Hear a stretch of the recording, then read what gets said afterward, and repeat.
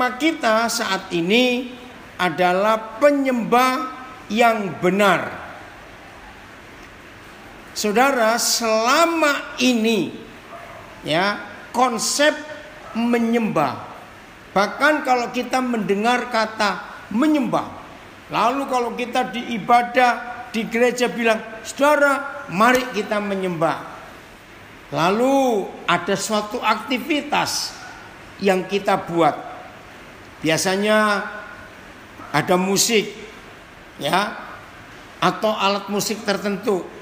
Lalu kita mengangkat tangan, lalu kita berbahasa roh. Saudara, hari ini kita akan belajar penyembah yang benar. Ternyata menurut Tuhan, menyembah itu bukan aktivitas memuji, berbahasa roh, dan selanjutnya. Bukan. Nah, menyembah dari kata sembahyang, ya, nyembah artinya hormat, sujud. Nah, sembahyang itu dari bahasa Hindu, yang itu Sang Hyang Widiwasa.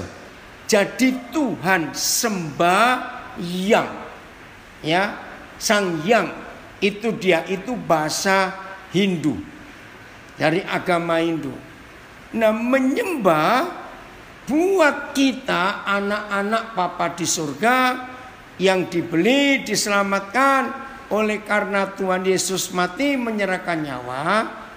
Menyembah itu artinya hidup dengan Tuhan.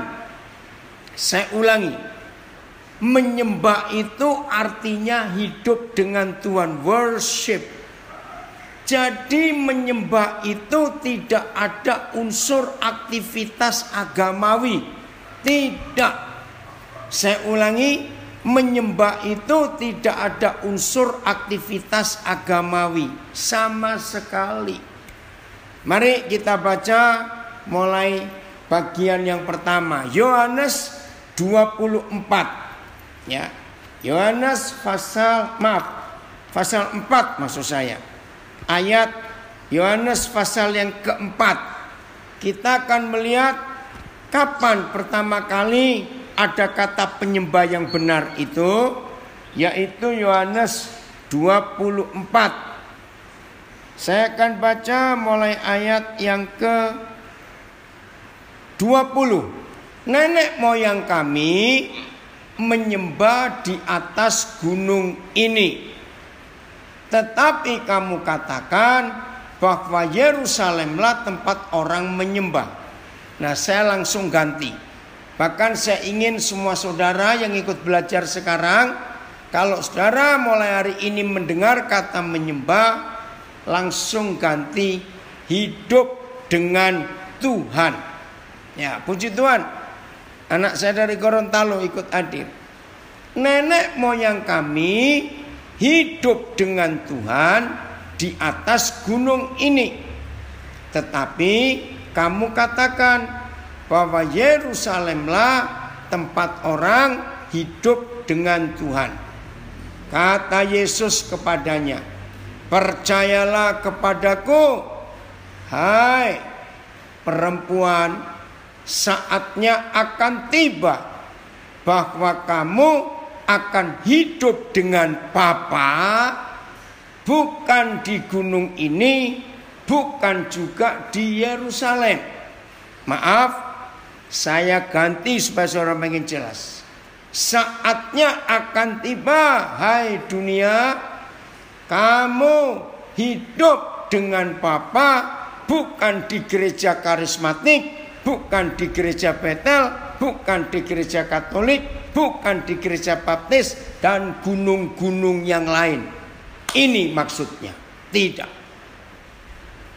Maka kalau kita hidup dengan Tuhan, begini jawab Tuhan Yesus. Saya ulangi lagi ayat 21. Kata Yesus kepadanya, percayalah kepadaku hai perempuan, saatnya akan tiba bahwa kamu akan hidup dengan Bapa, bukan di gereja ini, bukan di gereja itu, bukan di menara doa ini, menara doa itu, bukan di bukit doa ini, bukit doa itu, dan bukan juga di Yerusalem. Kamu hidup dengan sesuatu atau pribadi yang kamu tidak kenal. Nah, ini dia, karena tidak kenal, maka itu coba menggunakan aktivitas tertentu supaya berkenan kepada yang tidak kenal itu. Kami hidup dengan siapa yang kami kenal, itu kata Tuhan Yesus. Tapi kamu orang-orang beragama, maaf, kamu orang-orang beragama, kamu hidup dengan sesuatu pribadi yang kamu tidak kenal. Tapi kami hidup dengan siapa yang kami kenal. Jadi inti hidup dengan Tuhan harus mengenal Tuhan. Ya, harus mengenal Dia. Terus ya, tapi saatnya ya, maaf, sebab keselamatan datang dari bangsa Yahudi ya. Tetapi saatnya akan datang dan sudah tiba sekarang, bahwa orang-orang yang hidup dengan Tuhan dengan cara yang benar akan hidup dengan Bapa dalam roh dan kebenaran. Lihat rohnya huruf kecil. Sebab Bapa menghendaki orang-orang yang akan hidup dengan Bapa dengan cara demikian, yaitu dalam roh dan kebenaran. Nah, dijelaskan oleh Tuhan Yesus ayat 24. Tuhan itu roh. Ya, Tuhan itu roh. Sebentar. Dan barang siapa mau hidup dengan Bapa, dia harus hidup dengan Dia dalam roh dan kebenaran. Maaf, tidak ada unsur ritual keagamaan sama sekali yang Tuhan Yesus katakan. Tidak ada. Saya ulangi, tidak ada ritual keagamaan, liturgi apa saja, tidak. Hidup dengan Bapa. Saudara, satu-satunya cara, ya, satu-satunya cara yang paling benar untuk hidup dengan Bapa di surga, belajarlah dari semua bayi dan anak-anak. Saya ulangi, belajarlah dari semua bayi dan anak-anak. Itu yang Papa minta kepada kita. Maka itu kenapa Tuhan Yesus berkata, belajarlah kepada anak-anak. Saudara, yang disebut ritual, ya saya harus ngomong ini. Yang disebut ritual itu adalah pengulangan aktivitas. Saya ulangi, yang disebut ritual adalah pengulangan aktivitas di dalam keagamaan.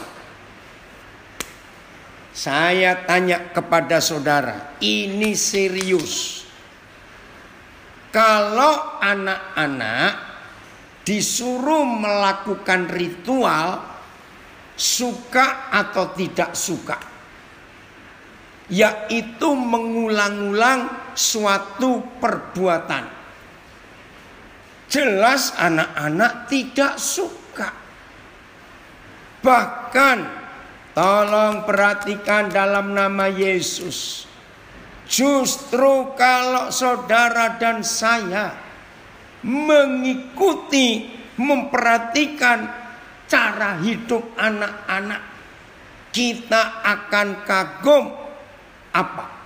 Setiap hari anak-anak itu pasti melakukan 10-20 hal yang tidak pernah kita lihat di hari-hari sebelumnya. Itu menyembah. Maka itu mengapa waktu Tuhan Yesus datang, ya ada yang komen, bosan anak-anak kalau melakukan sesuatu yang diulang-ulang sama. Maka itu Tuhan Yesus dengan tegas berkata, belajarlah kepada anak-anak supaya kita tahu hidup yang benar itu bagaimana dengan Bapa di surga. Pak Agus Sendarsa senang sekali bisa gabung dari Samarinda. Jadi saya ulangi lagi, penyembahan atau menyembah itu artinya hidup dengan Tuhan. Nah, untuk hidup dengan Tuhan tidak ada ritual. Saya ulangi, tidak ada ritual. Hidup dengan Tuhan itu seperti bayi dan anak-anak. Tiap hari mereka melakukan sesuatu yang baru, yang kemarin mereka nggak lakukan. Dan tiap hari bayi dan anak-anak itu membuat eksperimen. Wow, itu luar biasa, saudara. Ini konsep yang penting dalam hidup kita. Nah, saya mau tunjukkan fakta tentang anak-anak. 100% ya, penyebab anak-anak yang tidak suka makan. 100% penyebabnya, maaf saya charger dulu. 100% penyebab anak-anak yang tidak suka makan. Ya, saudara, 100% penyebabnya. Anak-anak itu dipaksa makan ketika dia belum lapar. Nah, maka itu saya sering marah kepada ibu-ibu khususnya. Ya, anak-anak itu tidak harus 3 kali sehari makan. Itu kita yang 3 kali sehari makan. Anak-anak tidak. Nah, ketika mama konsepnya agamawi, harus doa 3 kali sehari, harus baca Alkitab sekian pasal sehari, dan sebagainya, ritual diatur. Saudara, rusak hidup anak-anak itu. Sehingga ketika jam makan, buat anak-anak itu penyiksaan. Saya ulangi, karena anak-anak yang dipaksa makan harus 3 kali sehari, maka anak-anak itu pasti nggak suka makan. Karena buat mereka tiap kali lihat makanan ini penyiksaan. Maka itu mama-mama, biarkan anak-anak kalau lapar minta sendiri, nggak usah dipaksa. Jadi nggak harus 3 kali. Nah, seperti itu hidup dengan Tuhan. Nggak ada ritualnya. Jam sekian mesti ini, jam sekian mesti itu. Tidak ada. Ya, sampai dikasih vitamin supaya nafsu makan. Nggak nafsu makan. Karena sudah punya kesan di benaknya. Begitu lihat piring, lihat sendok, aku disiksa, aku disiksa. Jadi nggak ada nikmatnya buat anak-anak itu. Saya cerita ini karena saya sering keliling dalam pelayanan. Satu kali sampai ke satu daerah kecil, ya bertobat ya mama-mama, ya. Sampai satu daerah kecil di satu gereja. Nah, pagi-pagi ada doa pagi jam 4. maka seluruh istri pastori harus ikut doa. Ya saya ikut karena saya tamu di situ. Begitu saya masuk ke ruang doa di depan mimbar itu ya pakai tikar, saya kaget. Di samping kanan Bapak Gembala itu ada rotan panjang sekali. Saya pikir untuk apa dia bawa rotan? Doa pagi. Ya udah, saya nggak ngerti. Nyanyi, udah biasa bukan? Lagu pelan karena doa pagi. Saudara, saya lagi enak-enak merenung. Tiba-tiba saya kaget, cetar gitu. Loh, mukul apa ini Pak Gembala ini? Saya mau tertawa, tapi saya tahan. Ternyata rotan panjang itu untuk mukul pengerja yang doa pagi tapi ketiduran. Bisa bayangkan nggak saudara?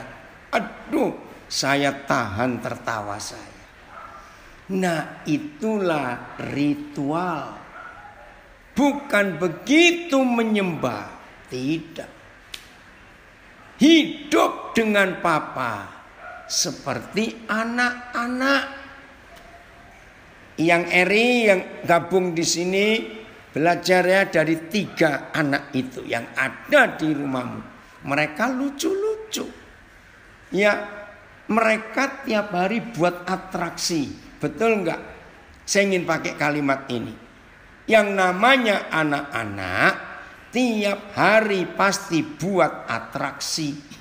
Betul, anak-anak masih polos, belum menggunakan logika seperti orang dewasa. Maka itu Tuhan suka anak-anak gak punya politik. Saudara, menyenangkan hidup dengan anak-anak. Kadang-kadang nangis, kadang-kadang rewel.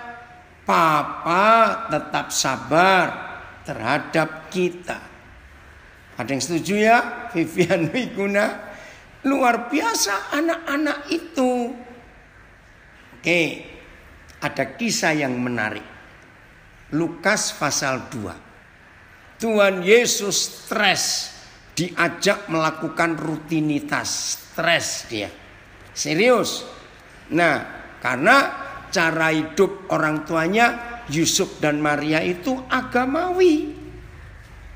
Nah, Lukas 2 mulai ayat yang ke-41. Lukas 2:41. Kita lihat ayat ini. Lukas 2:41. Oke. Tiap-tiap tahun, nah anak saya sudah 5, ditambah keponakan 2, rame. Perlu rotan nggak Pak? Nggak perlu. Jangan. Biarin anak-anak rame ribut itu biarin. Karena itu penyembahan mereka. Puji Tuhan ya Pak Rudi Yosafat.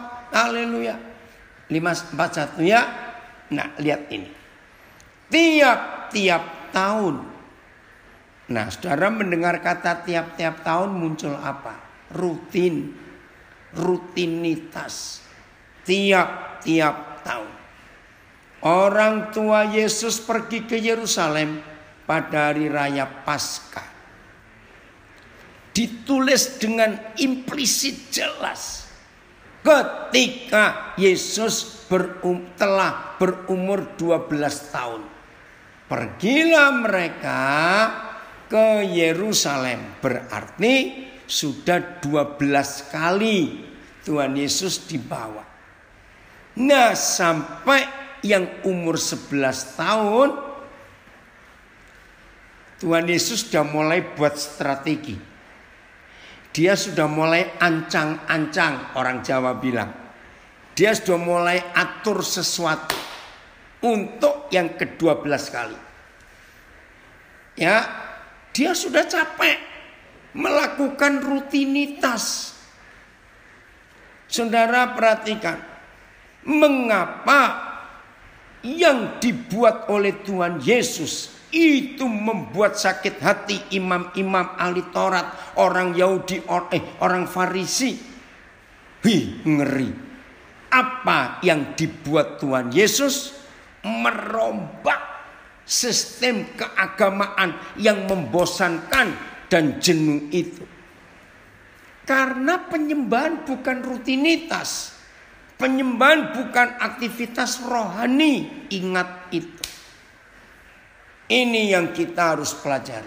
Lihat, setelah ayat 41 ada kata tiap-tiap tahun, maka kalimat yang berikut seperti yang lazim.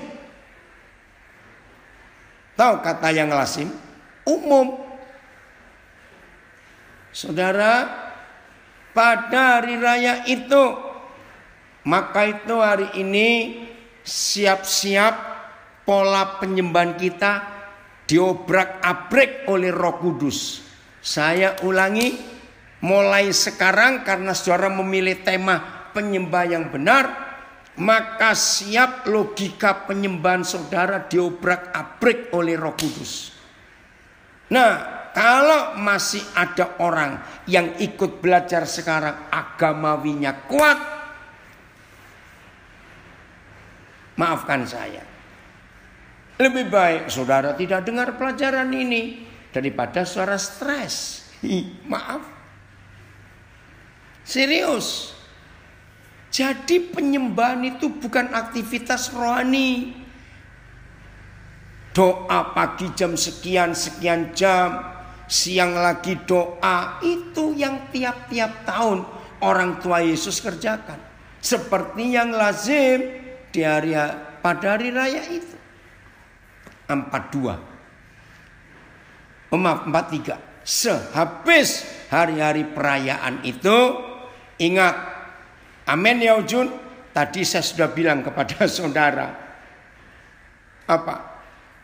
Siap-siap dirombak pikiran ini. Iya, penyembahan itu gaya hidup seperti anak-anak lah pokoknya. Udah lihat anak-anak saja. Ya, jadi setelah 11 kali dia diajak ke Yerusalem, mulai Tuhan Yesus tahu kata muak dengan ritual seperti itu. Terus sampai hari-hari perayaan itu, ketika mereka berjalan pulang, nah saya tambahkan 3 huruf di kata tinggallah. Tolong catat, saya tambahkan 3 huruf. Apa itu? T-E-R. Apa Indra? Jembek. Ya, dengar. Tertinggallah Yesus di Yerusalem. Saudara, ternyata memang Tuhan Yesus sengaja tinggal. Maka itu saya kata tertinggallah Yesus. Dia sengaja. Sudah capek 11 kali 11 tahun rutin. Anak ini gak suka rutinitas. Maka itu gereja-gereja yang agamawinya kuat, ritualnya ketat, jarang ada anak muda masuk ke gereja itu. Tertinggallah Yesus di Yerusalem. Nah, kalimat ini mulai kelihatan kesalahan yang berikut. Sudah tiap-tiap tahun rutinitas sudah salah. Seperti yang lazim sudah salah. Maka itu ingat, jangan hidup menyembah dengan rutinitas. Kesalahan ketiga dari orang tua ini. Maaf. Tertinggallah Yesus di Yerusalem tanpa diketahui orang tuanya. Maafkan saya. Kalau ada anak hilang, ya dengar, kalau ada anak hilang, sesalah-salahnya anak. Tolong saya minta saudara jawab ini ya. Silakan tulis di Facebook, di Instagram, di Zoom, chattingnya ya. Sesalah-salahnya anak sampai anak itu hilang. Saudara setuju nggak kalau saya katakan yang salah tetap orang tuanya? Kok bisa tanpa diketahui anaknya hilang? Kok bisa tanpa diketahui anak itu tertinggal? Maka itu firman ini luar biasa, saudara. tertinggallah Yesus di Yerusalem tanpa diketahui orang tuanya. Jelas yang salah orang tua. Lalu ada apa? Salahnya di mana? Salahnya karena rutinitas. Jadi sudah kebiasaan. Itu loh. Saya punya teman ini kisah nyata. Iya, dia itu kebiasaan setrika. Nah, biasanya sambil setrika dia terima telepon. Ini kisah nyata. Saya sampai geli kalau ingat itu. Nah, betul. Banyak orang tua alasannya melayani. Justru orang tua yang sibuk melayani, anaknya hilang. Maka itu tidak sedikit dalam gereja anak-anak majelis, anak-anak diaken, anak-anak pelayan Tuhan hancur hidupnya karena ditinggal pelayanan terus. Anak nggak punya waktu, papa mama nggak punya waktu. Nah ini teman saya karena rutinitas. Setrika kerjaannya memang begitu, sambil terima telepon. Nggak tahu hari itu dia lagi marah dengan suaminya. Betul. Ketika orang tua fokus agama berrutinitas, anak itu hilang. Teleponnya bunyi. Nah, nggak tahu bagaimana dia refleks. Yang diangkat setrikanya kena pipinya karena dianggap karena rutin. Saya kalau ketemu dia, saya selalu bilang, awas setrika. Dia pasti tertawa. Nah itu rutinitas. Sampai nggak tahu mana setrika, mana telepon. Oke ya. Terus ayat berapa? 44. Salah lagi ketemu. Salahnya orang tua ini loh. Maka itu bertobat saudara. Karena mereka menyangka bahwa ia ada di antara orang-orang seperjalanan mereka. Saudara, di kalimat pertama ayat 44 ya, itu ada dua kesalahan Yusuf dan Maria. Padahal dari ayat 41 sudah ada salah, ayat 42 ada salah, terus ayat 43 ada salah. Sekarang salah lagi ayat 44. Saya akan tunjukkan dua kesalahan mereka. Satu, karena mereka menyangka.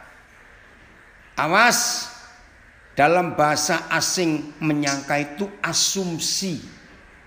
Berasumsi. Awas. Suami istri akan hancur pernikahan saudara kalau selalu berasumsi, mengira-ngira. Asumsi itu dalam bentuk negatif menuduh. Nah, perhatikan. Asumsi itu fakta benarnya cuma 5%. Kadang-kadang nggak sampai. Yang 95% lebih asumsi itu nggak benar. Namanya asumsi. Nah, saya ingin katakan ya kepada saudara semua, ini firman luar biasa. Mengapa satu-satunya peristiwa dari kelahiran Tuhan Yesus ya sampai dia melayani, suami istri yang rajin bertengkar, biasanya penyebabnya karena asumsi.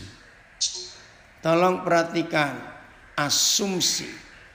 Maka itu jangan berasumsi. Nah, saya ulangi. Mengapa satu-satunya peristiwa? Aan, tolong cek Instagramnya Aan. Ya. Betul. Pak Rudi bilang asumsi tingkat kebenarannya sangat tipis. An, di IG bisa keluar gambarnya enggak An? Bapak enggak tahu ini, kenapa ini IG? Enggak ya, tapi masih ada suara enggak? Di IG ada suara enggak? Saya ulangi lagi. Ini peristiwa penting, saudara dengar. Mengapa satu-satunya peristiwa yang tercatat di kitab suci kita antara kelahiran Tuhan Yesus sampai dia umur 30 mulai pelayanan.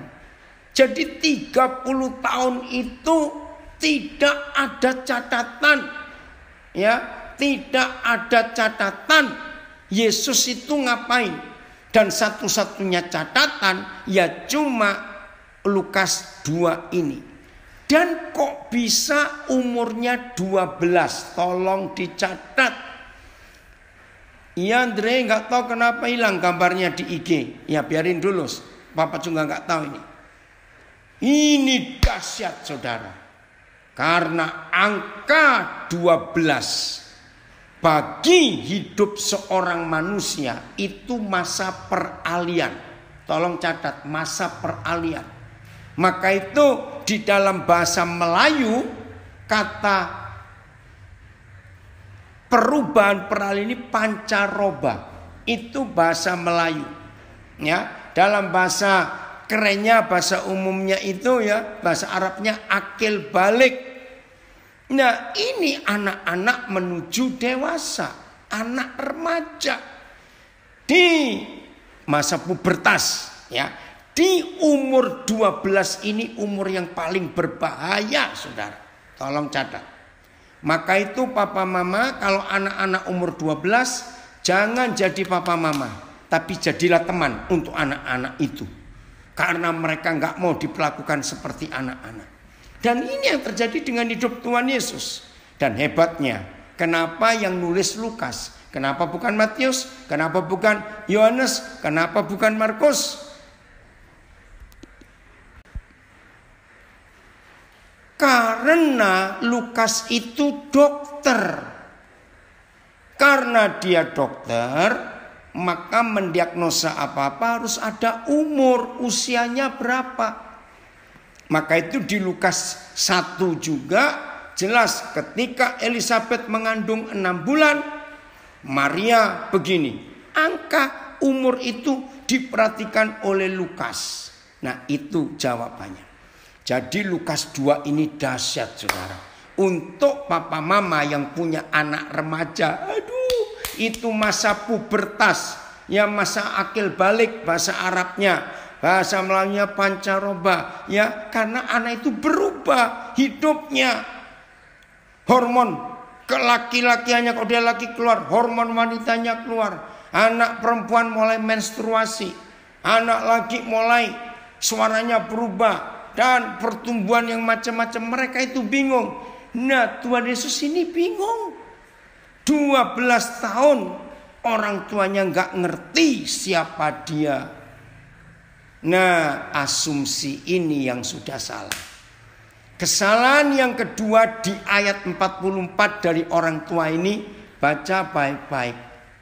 Karena mereka menyangka, betul Lendra mencari jati diri. Karena mereka menyangka bahwa anak itu ada di antara orang-orang seperjalanan mereka. Salahnya di mana? Berarti papa mama ini melepaskan tanggung jawab anak ke orang lain. Nggak bisa. Nggak bisa. Anak-anak tetap dalam tanggung jawab orang tuanya. Jangan menyerahkan ke orang lain.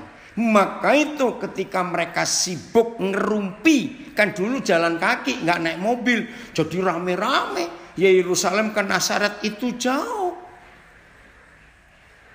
Nah, mereka sibuk ngerumpi di jalan, ngomong makanan, mungkin ngomong mode, ngomong apa. Anaknya hilang gak tahu. Terus berjalanlah mereka sehari perjalanan jauhnya. Lah lebih keterlaluan lagi. Sampai sehari perjalanan baru sadar kalau anaknya hilang. Dan mencari di antara kaum keluarga dan kenalan mereka. Asumsi lagi. Mereka berasumsi ada di antara rumah teman, keluarga, kenalan. Sudah salah lagi. Terus 46. Sesudah 3 hari. Wah, mereka menemukan Tuhan Yesus sedang di bait Tuhan. Nah, lihat itu. Ia sedang duduk di tengah-tengah alim ulama, imam-imam ahli Taurat, orang Farisi. Sambil mendengarkan mereka, Yesus 12 tahun ini mengajukan pertanyaan-pertanyaan kepada mereka. Nah, saudara, nggak ditulis ya berapa umur imam-imam alim ulama ini. Tapi saya percaya mungkin yang paling muda umur 50-an. Nah, Yesus umur 12. Berarti umur mereka perbandingannya 3-4 kali umur Yesus. Tapi lihat itu. Dan semua orang yang mendengar Yesus, dialog, diskusi, semua orang yang mendengar Yesus sangat heran akan kecerdasannya dan segala jawab yang diberikannya. Saudara bisa bayangkan, ini penyembahan. Tuhan Yesus sudah terbiasa hidup dengan Bapa di surga. Nah, papa mama jasmaninya tidak bisa ngikuti pola hidup anak ini. Maka itu Tuhan Yesus itu capek. Oke, supaya saudara punya gambaran ya tentang ayat 47 ini. Jadi sampai umur 11 tahun saudara. Dengar, ini ilustrasi yang Roh Kudus beri kepada saya. Saya juga kagum.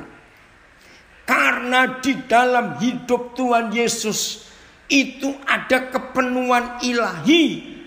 Sehingga umur 12 tapi jiwanya sudah begitu dewasa, sudah begitu matang. Karena hidup penyembahnya dengan Tuhan, hidup dengan Bapa di surga itu rutin, intens. Maka umurnya kalah jauh dengan kematangan kedewasaannya.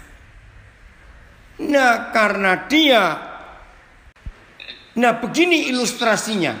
Pakai Zoom apa ya? Nah, jangan Jo, ini masih jalan kok. Jadi begini ilustrasinya. Selama 12 tahun Tuhan Yesus hidup dengan Yusuf dan Maria. Karena kematangan rohnya, kematangan jiwanya itu melebihi angka umurnya yang 12 tahun itu. Begini ilustrasi yang Papa beri kepada saya. Saudara bayangkan kalau saudara main pingpong ya atau main badminton, itu enggak ada lawannya. Coba merem sebentar. Kira-kira apa yang terjadi dengan saudara main pingpong, main badminton tapi enggak ada lawannya? Apa jawabannya? Ayo dong, nulis. Apa jawabannya? Kalau ada orang main pingpong, main badminton gak ketemu lawan. Mana ini tulisannya? Ayo, saya ingin saudara ikut diskusi juga. Belum ada. Ayo. Ya gak ada umpan balik, betul. Sampel katanya, males main. Oke, apalagi kalau nggak ada, capek saudara, karena nggak ketemu lawan, bosan, iya, ngoko, iya, nggak bergairah, betul, nggak bisa main, betul. Dengar saudara, 11 tahun lebih kelelahan sendiri, betul, nggak bisa main, gregetan. Dengarkan, capek main sendiri. Saudara, saya mau jawab. Itu yang dialami Tuhan Yesus. Di rumah, dia gak ketemu lawan. Untuk diskusi, untuk dialog. Karena Tuhan Yesus sudah tahu banyak tentang firman. Tapi papa mamanya gak peduli. Sibuk dengan urusan sendiri. Nah, mungkin waktu umur 9 tahun dia dibawa ke Yerusalem. Dia lihat, wih, kok ada yang khotbah itu ya? orang tua itu ya, imam itu. Dia mulai mikir. Nggak ada semangat, betul. Bingung. Umur 10 tahun dibawa lagi ke Yerusalem. Nah cuma rutinitas agamawi. Dia capek. Tapi dia melihat imam-imam itu hebat. Umur 11 dia langsung buat strategi. Kalau begitu tahun depan, waktu aku umur 12, aku gak mau ikut pulang papa mamaku. Biar mereka pulang sendiri. Aku mau tinggal. Karena buat Tuhan Yesus dia ketemu lawan main pingpong. Ngerti gak ilustrasi ini? Maka itu papa mama kenali kematangan, kedewasaan anak-anak kita. Kenali. Jadi selama 12 tahun Tuhan Yesus hidup, dia tidak ketemu lawan mainnya. Maka itu ketika dia ketemu imam-imam orang Farisi ahli Taurat, ini yang aku cari selama ini. Tadi di Zoom ada yang komen, Pak Filipus, ya penting sekali. Ya, ada beberapa cucu saya, Pak Filipus, pertanyaannya luar biasa. Nah ini yang ikut ini yang mengadakan Zoom ini semi dengan Foni, anak mereka nomor 2 namanya Rara. Tapi pertanyaannya sudah kayak orang besar, karena jiwanya sudah matang. Itu yang harus jadi persiapan orang tua. Oke, sekarang ya kita lanjut. Apa sih bedanya anak 5 tahun yang hilang dengan anak yang umur 12 tahun hilang? Pertanyaan saya. Mama kalau menemukan anak yang 5 tahun hilang, dengan sikap mama menemukan anak yang hilang umur 12 tahun. Coba jawab pertanyaan saya. Yang umur 5 tahun mamanya kayak apa? Yang umur 12 tahun mamanya kayak apa? Seperti apa sikapnya waktu ketemu anaknya? Ngerti ya? Hanan, kembalikan ke ayatnya, Papa mau baca. Ini loh kisah yang luar biasa. Apa reaksi Maria ketika dia tahu anaknya itu sengaja menghilang, ya? Dan ayat 48, ya. Wah, saya baca dulu komennya. Wah, kalau nggak ada ilustrasi main pingpong sendiri saja, saya tidak mengerti. Puji Tuhan, saya bisa mengikuti pelajaran Yesus yang tertinggal di Yerusalem. Woi, luar biasa komen ini. Ya, ini saya baca lagi komen. Firman tentang penyembah yang benar baru saya mengerti. Hidup dengan Tuhan dan hidup mengenal Tuhan dengan roh dan kebenaran. Hiduplah menyontoh belajar seperti anak-anak. Tidak ada kekhawatiran di hidup mereka, selalu bersuka cita. Amin. Saya baca 48 ya. Ini luar biasa. Dan ketika orang tuanya melihat melihat Yesus, lagi sekali, apa bedanya sikap mama? Ya, kalau 5 tahun histeris, kalau yang 12 tahun ngomel-ngomel. Betul Hendra, itu reaksinya. Ya, sama. Ya, saya ulangi 48. Dan ketika orang tuanya melihat dia, tercenganglah mereka. Lalu kata ibunya kepadanya. Nah, saya ingin tolong mama-mama, apa intonasi mama yang menemukan anak hilang umur 12 tahun setelah 3 hari. Ayo, ini kan bahasa tulisan cuma nak, koma, mengapakah engkau berbuat demikian terhadap kami? Ya, kalau diperagakan saudara, ini si emak ini nggak tahu rasanya kamu, betul nggak? Nah, mengapakah engkau berbuat demikian terhadap kami? Bapamu dan aku dengan cemas mencari engkau. Saudara yang buat kaget, lihat reaksi Tuhan Yesus. Maka itu Mama papa yang anaknya umur 12 tahun mulai siap-siap dibentak oleh anak itu dan jangan bereaksi. Saya ulangi ya. Semua papa mama yang punya anak masuk usia remaja, siap-siap kita dibentak oleh anak itu. Siap. Maaf, ini firman yang jujur.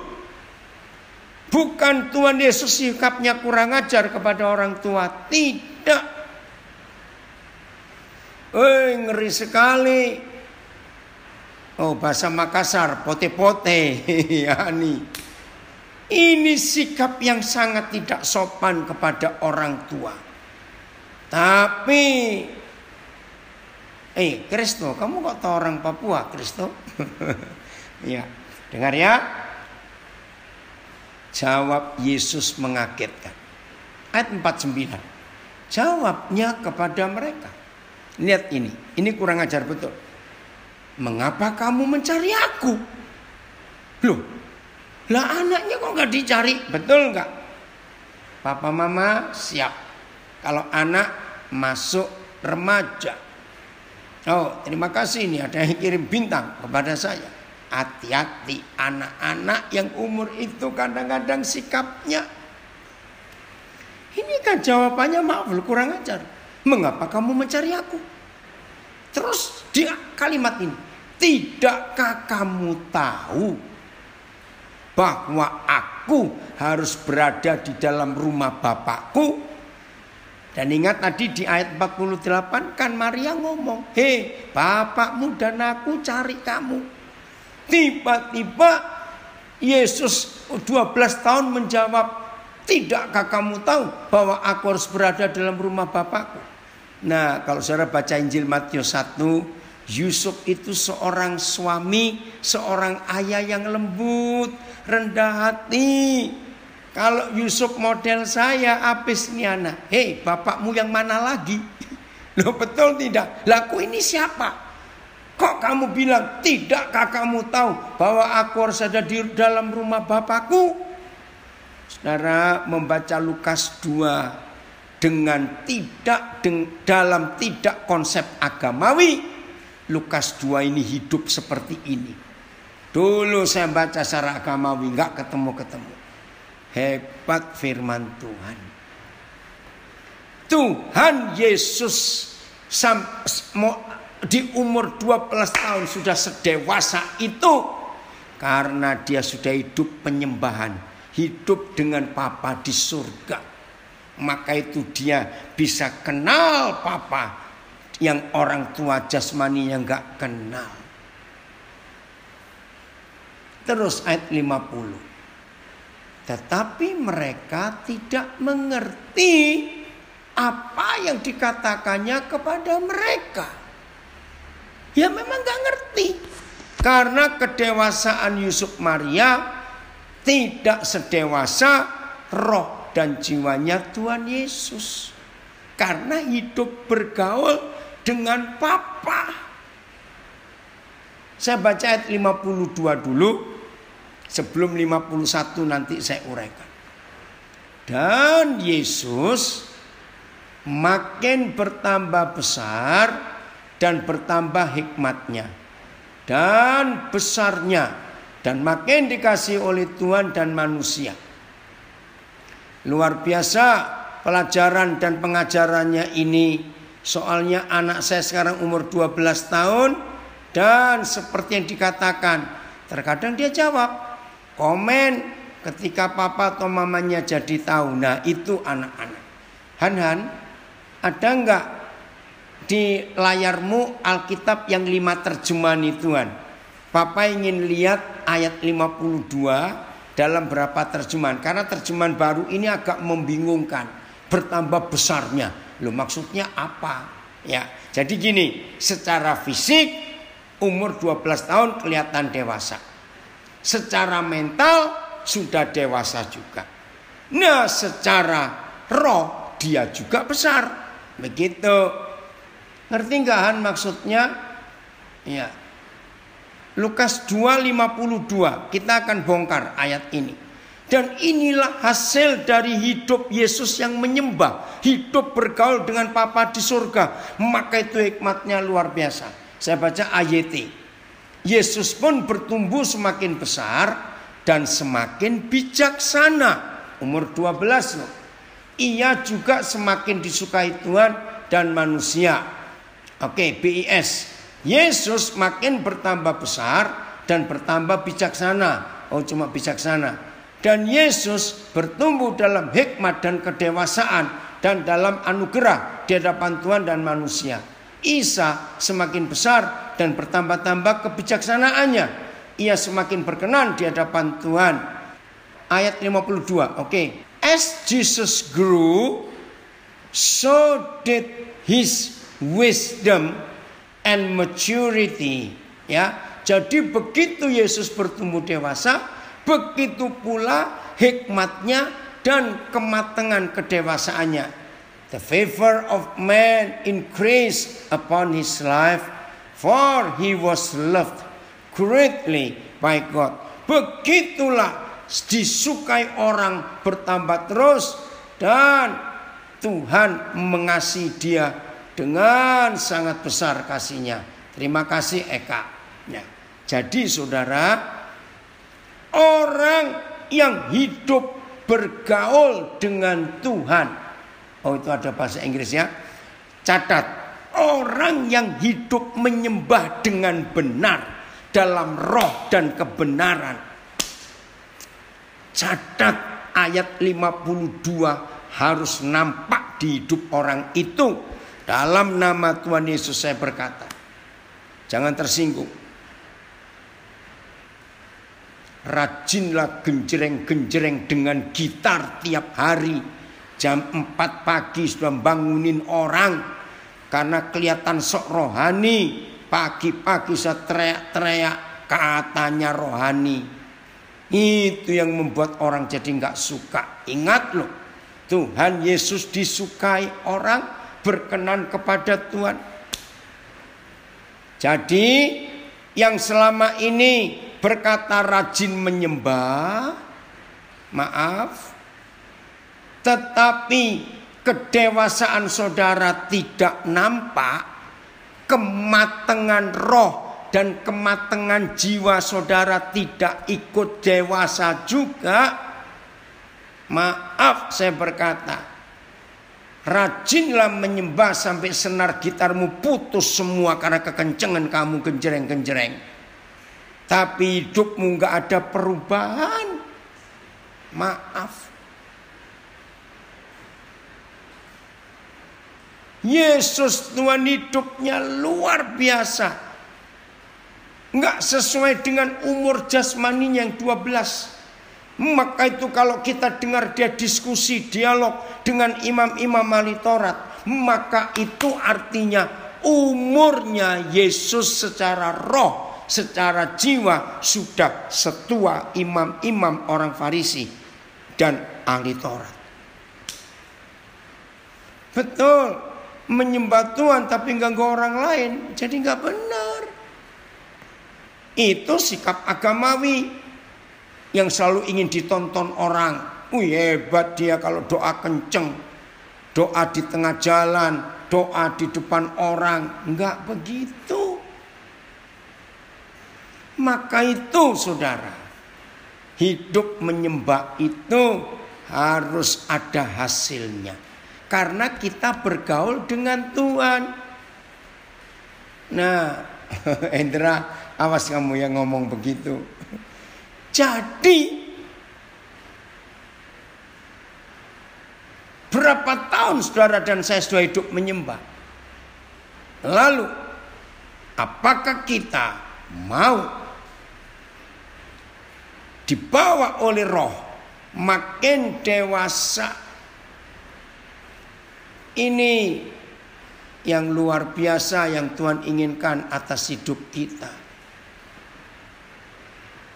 Karena hidup menyembah, hidup bergaul dengan Tuhan itu nyerap, nyedot. Kalau saya pakai kalimat lain, menghisap. Tolong catat. Penyembahan yang benar dalam roh dan kebenaran, bukan dalam fisik, bukan dalam aktivitas liturgi, ritual, dalam roh dan kebenaran.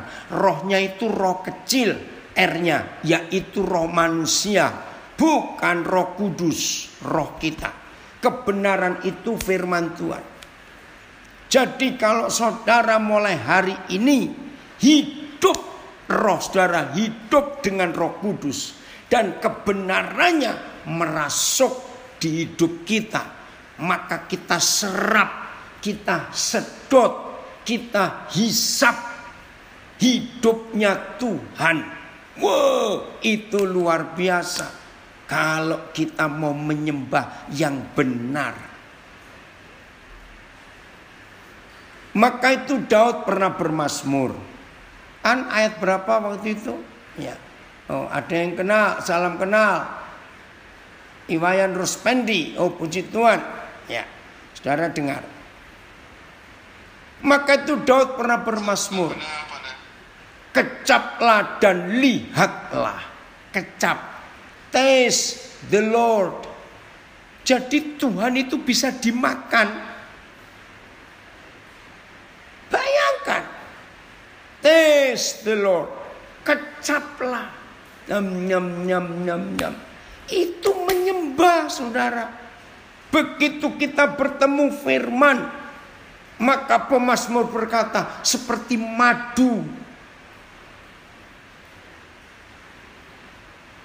Oh, terima kasih Eka. Ya, saya mau baca ini di dalam terjemahan The Passion, ya. Pada ayat 42, orang Yahudi pada saat anak umur 12 tahun disebut a son of law. Artinya anak yang sudah dikuasai hukum. Terkait dengan perfect God's administration. Ya, jadi sudah dianggap dewasa untuk menguasai administrasinya Tuhan. Wih, keren. And our enlightenment, jadi sudah punya otoritas, ya, punya kuasa to it. Wih, itu luar biasa. Terima kasih Eka untuk penjelasan The Passion. Ini yang luar biasa. Oh, ini Pak Iwayan Ruspendi dari Dianapura, puji Tuhan. Ya, wih, saudara, maka itu saudara dan saya mulai hari ini ingat. Nikmati Tuhan seperti makan. Oh, terima kasih Pak Filipus. Kalau dalam Islam saya jadi imam sholat. Puji Tuhan. Saudara, maka itu mulai hari ini, wow, luar biasa. Kalau semua kita bisa hidup sebagai penyembah yang benar dalam roh dan kebenaran, wih, dunia ini penuh dengan orang-orang yang sudah menghisap, menyedot, makan Tuhan, yaitu firman-Nya. Hidup ini hebat sekali. Seperti lebah mencari bunga. Betul, bawa sari-sarinya itu. Inilah firman Tuhan yang kita harus miliki dalam hidup kita. Nah, ayat terakhir Lukas 2:51. Ini loh hidup menyembah itu. Lalu Yesus pulang bersama-sama mereka ke Nazaret. Dan Yesus tetap hidup dalam asuhan mereka. Jadi maksud Bapa di surga, kalau saudara dan saya itu penyembah yang benar, maka saudara dan saya sampai tua tetap harus hidup di dalam asuhan Bapa di surga dan di dalam Yesus Tuhan, dan diasuh, dibimbing oleh Roh Kudus. Ini jadi sampai umur 30 tahun berarti sudah cukup dewasa. Tuhan Yesus baru lepas dari asuhan mereka. Terjemahan lain, lalu Yesus pulang bersama mereka ke Nazaret dan menuruti mereka. Menuruti, ya, diturutnya perintahnya. Terjemahan lama, diturutnya perintah orang tuanya dan taat kepada mereka. Dia turun juga, Yesus tunduk kepada mereka, MELT. Maka pulanglah bersama mereka dan hidup taat pada mereka. Saudara, ini luar biasa. Terima kasih Doni. Ya, nanti kontak ya. Ini yang luar biasa, saudara. Yesus taat, hidup tunduk.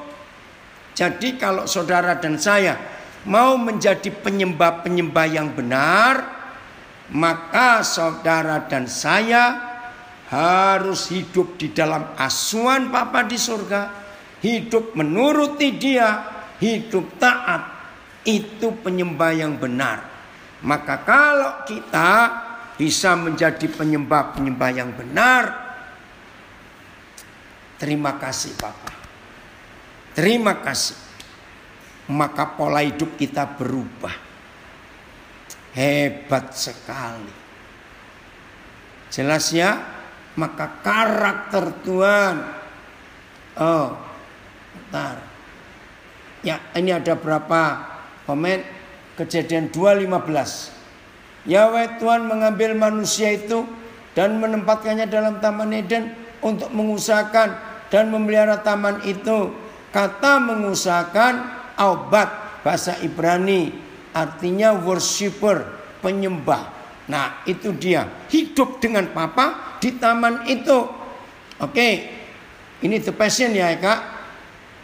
Jesus went with them back home to Nazareth and was obedient to them. Dan taat kepada papa mamanya. Words deeply in her heart.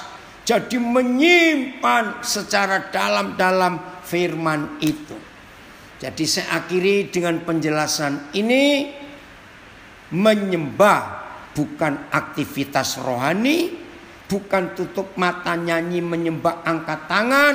Tidak, menyembah itu hidup dengan Papa. Seperti Yesus hidup dengan Papa surgawi, juga dengan Papa mama jasmaninya. Lukas 2:51.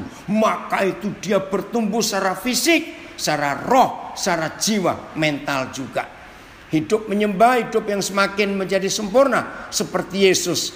Ini komen dari Facebook. Sampai orang bisa melihat Yesus dalam kita. Betul, benar. Pengenalan yang begitu dalam bersama Tuhan Yesus semakin getol mau bertemu Tuhan.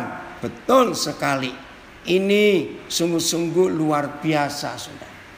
Jadi saudara-saudara mulai hari ini tahu ya, menyembah itu bukan aktivitas rohani, tapi aktivitas jasmani dengan Papa tiap hari. Yesus menjalani hidup sebagaimana biasanya dan dia taat menunggu waktu Bapa yang tepat. Betul, itulah cara Tuhan hidup. Maka kalau kita bisa hidup seperti yang tertulis di Lukas 2 ini, hidup Yesus. Roh, jiwa, tubuh kita menyatakan kemuliaan Tuhan. Biarlah mulai hari ini semua kita yang mendengar firman ini betul-betul mengambil keputusan menjadi penyembah-penyembah yang benar, yaitu hidup dengan